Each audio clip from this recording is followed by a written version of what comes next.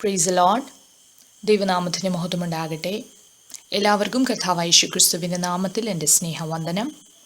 ഇന്നത്തെ ആത്മീയ ചിന്തയ്ക്ക് ആധാരമായിട്ട് ആവർത്തന പുസ്തകം 8-ാം അധ്യായം അതിൻ്റെ 4-ാമത്തെ വാക്യത്തിലേക്ക് നമുക്ക് കടന്നു വരാം. The book of Deuteronomy chapter 8 verse 4.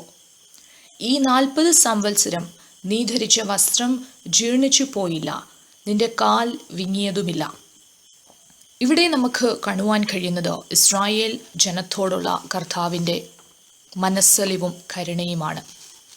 നമുക്കറിയാം, അടിമത്തത്തിൻ്റെ വീടായിരുന്ന മിസ്രൈമിൽ നിന്ന് പിതാക്കന്മാരോട് ദൈവം വാഗ്ദത്തം ചെയ്ത കനാൻ ദേശത്തിലേക്ക് മോശയുടെ നേതൃത്വത്തിൽ കർത്താവ് ഇസ്രായേൽ ജനത്തെ കൊണ്ടുപോകുകയാണ്. ഒത്തിരിയധികം ദൈവീക പ്രവർത്തികളെ കണ്ട ജനമായിരുന്നു 40 വർഷത്തോളം. എന്നാൽ അവരുടെ ജീവിതത്തിൽ പല തരത്തിലുള്ള പിറുപിറുപ്പുകൾ, ദൈവഹിതമില്ലാത്ത പ്രവർത്തികൾ, ദൈവസന്നിധിയിൽ പാപകരമായ പ്രവൃത്തി, ദൈവകൽപ്പന ലംഘിച്ചുള്ള കാര്യങ്ങൾ കടന്നു വന്നു. എന്നിട്ടും കർത്താവ് അവരോട് കരുണ കാണിച്ച്, കർത്താവ് അവരോട് മനസ്സലിഞ്ഞ് ദൈവം അവരെ മുൻപോട്ട് നയിക്കുകയാണ്. പലപ്പോഴും കർത്താവ് ആ ജനത്തെ സംഹരിച്ച് കളയുവാൻ, നശിപ്പിച്ച് കളയുവാൻ തീരുമാനിച്ചപ്പോഴും മോശ ഇടിവിൽ നിന്ന് പ്രാർത്ഥിക്കുമ്പോൾ കർത്താവ് അവരോട് കരുണ വീണ്ടും വീണ്ടും കാണിക്കുന്നതായിട്ടാണ് നമുക്ക് വചനത്തിലൂടെ കാണുവാൻ കഴിയുന്നത്.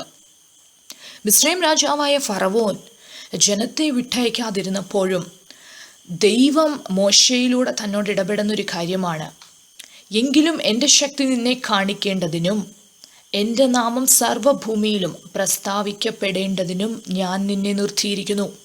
ദൈവം പറയുകയാണ്, ദൈവം ഫറവോനെ നിർത്തിയിരിക്കുന്നത് തന്നെ ദൈവത്തിൻ്റെ ശക്തി കാണിക്കുവാനും ദൈവത്തിൻ്റെ നാമം സർവ്വഭൂമിയിലും പ്രസ്താവിക്കപ്പെടേണ്ടതിനുമാണ്. Praise the Lord, hallelujah. ദൈവത്തിൻ്റെ പ്രവൃത്തി കണ്ട ജനമായിരുന്നു ഇസ്രായേൽ ജനം. അത്രമാത്രം അത്ഭുതങ്ങളിലൂടെ, അടയാളത്തിലൂടെ, അത് മിസ്രൈം ദേശത്തിലും അതിനുശേഷം അവർ അവിടെ നിന്ന് പുറപ്പെട്ട് മുൻപോട്ട് കടന്നു പോകുമ്പോഴും 40 സംവത്സരം അവർക്ക് ദൈവത്തിൻ്റെ കരുതലാണ് കാണുവാൻ കഴിയുന്നത്.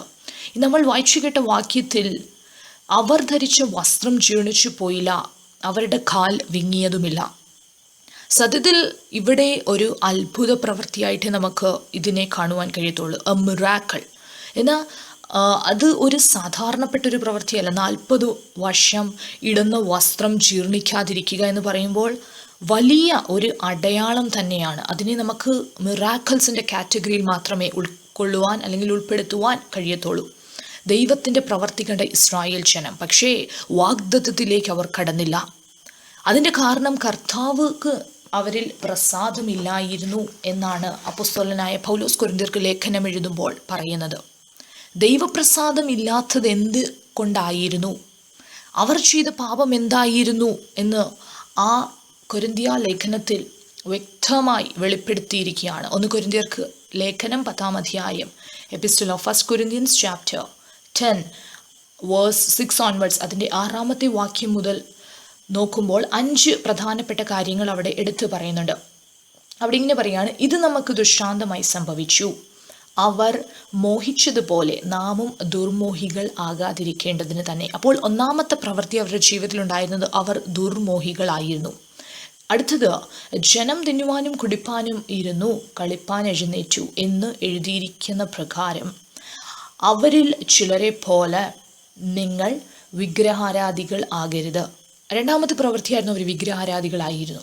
മൂന്നാമത്തേത്, അവരിൽ ചിലർ പരസംഗം ചെയ്ത് ഒരു ദിവസത്തിൽ 23,000 പേർ വീണുപോയതുപോലെ നാം പരസംഗം ചെയ്യരുത്.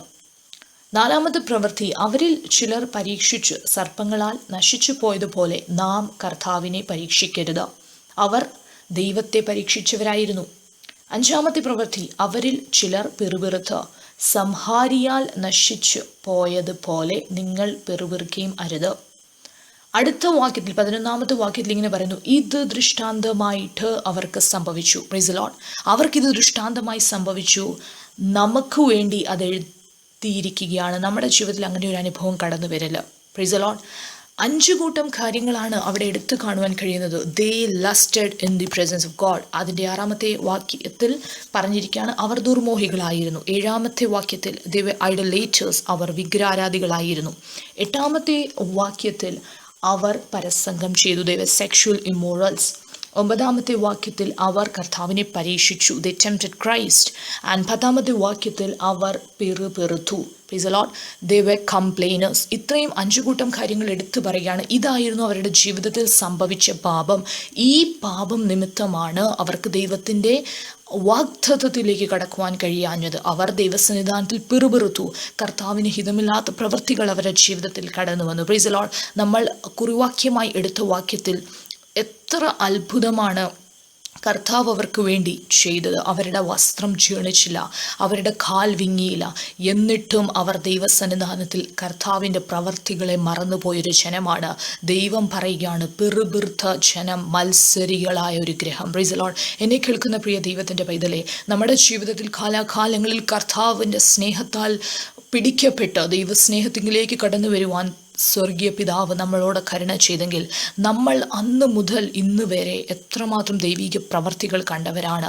എത്രമാത്രം അത്ഭുതങ്ങൾ, നമ്മുടെ ജീവിതത്തിലെ പ്രയാസങ്ങൾ, നമ്മുടെ ജീവിതത്തിലെ ഭാരങ്ങളുടെ മധ്യത്തിൽ കർത്താവ് നമ്മെ കരം പിടിച്ച് നടത്തിയെങ്കിൽ പ്രൈസ് ദി ലോർഡ്, നമ്മുടെ ജീവിതത്തിൽ വാഗ്ദത്തത്തിലേക്ക് നാം കടക്കണം.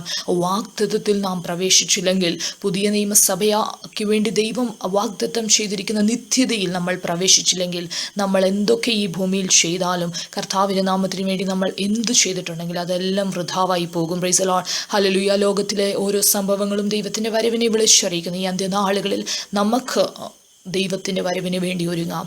അനേകരെ നമുക്ക് ഒരുക്കിയെടുക്കാം. നമ്മുടെ ജീവിതത്തിൽ വാഗ്ദത്തം ചെയ്ത കനാൻ ദേശം, ആ നിത്യത നഷ്ടമാകാതെ കർത്താവിൻ്റെ സ്നേഹത്തിൽ നിലനിൽപ്പാനും, നമ്മൾ അറിഞ്ഞ വിശ്വാസത്തിനു വേണ്ടി പോരാടുവാനും, ദൈവിക കൽപ്പനകൾ പ്രമാണിച്ച് നടക്കുവാൻ കർത്താവ് നമ്മെ ഏവരെയും സഹായിക്കട്ടെ. അതിനു വേണ്ടിയുള്ള ദൈവിക അഭിഷേകവും ദൈവിക ജ്ഞാനവും ദൈവിക വകതിരിവും കർത്താവ് നമ്മുടെ മേൽ പകരട്ടെ എന്ന് ഞാൻ ആഗ്രഹിക്കുകയും പ്രാർത്ഥിക്കുകയും ചെയ്യുന്നു. ദൈവം ഈ നാളുകളിൽ അതിനുവേണ്ടി നമ്മെ ഓരോരുത്തരെയും ഒരുക്കിയെടുക്കട്ടെ എന്ന് ഞാൻ ആശംസിക്കുന്നു. വചനം ശ്രവിച്ച എല്ലാവരെയും കർത്താവ് ധാരാളമായി അനുഗ്രഹിക്കട്ടെ.